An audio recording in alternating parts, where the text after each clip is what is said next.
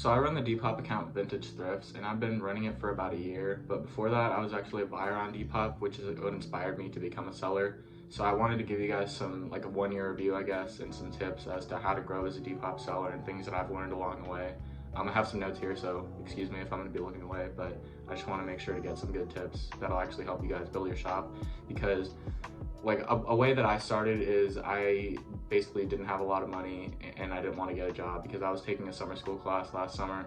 So I wanted to be able to make money without actually having a job where I had to check in, because it wasn't really possible while we're going to summer school.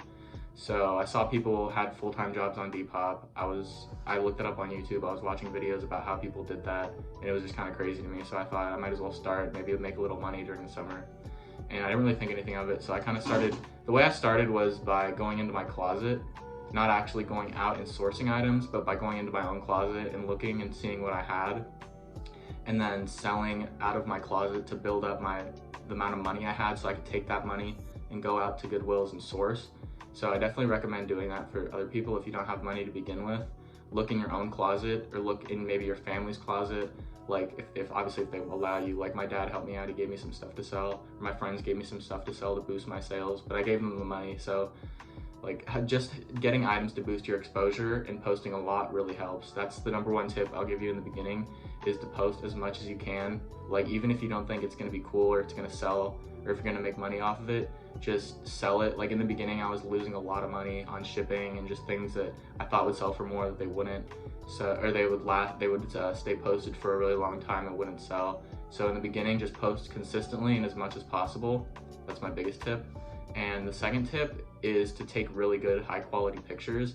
In the beginning, I was just using a white poster board, which was really small, and it was just really difficult to take pictures on. So like, and the picture quality wasn't as good. I didn't really know the angles and stuff. So in the beginning, your pictures aren't gonna be as good. It's the beginning. In the beginning, don't focus on picture quality and that stuff too much. I was using an iPhone. I still use my iPhone to take pictures. You don't need a high quality camera or lighting.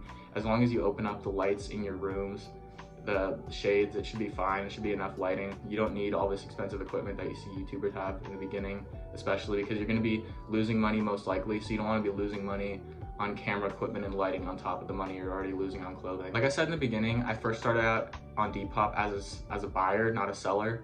So that's another huge tip, is to consume and like as much content as possible, so you can see what the popular pages are doing to get followers and likes, and what items they're posting that get a lot of likes and a lot of comments and that people are really interested in.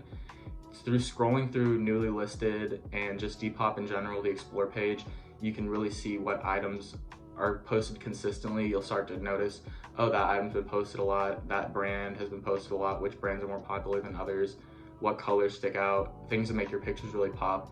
So definitely consume as much as possible. That's what I did when I was first beginning. I learned that like having a good profile picture really makes a difference. What angles you show your pictures in, things like that. How you organize your page really matters. So little tips add up to make your page look really good over time. So I definitely recommend looking at other people's popular Depops to see what they're doing that actually works.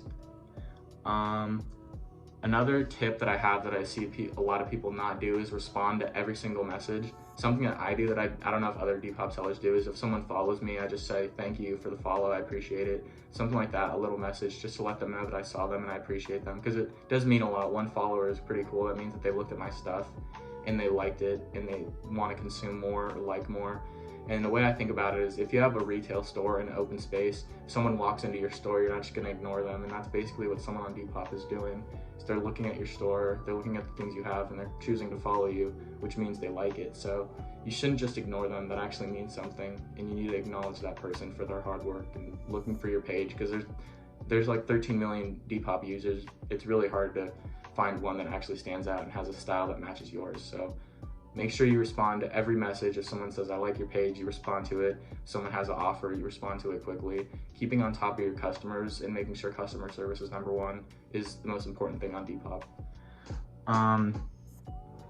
Another thing that I do in the beginning is probably an extremely important tip to get good reviews and to establish your following base, is to leave a thank you note in each package. I mean, if you're ordering something from like Nike or Champion or Lululemon or any of those popular brands, you're not gonna get a thank you note in your package. Like, I just ordered some shoes off Nike and they just gave me my shoes and I was completely happy. I didn't really expect anything.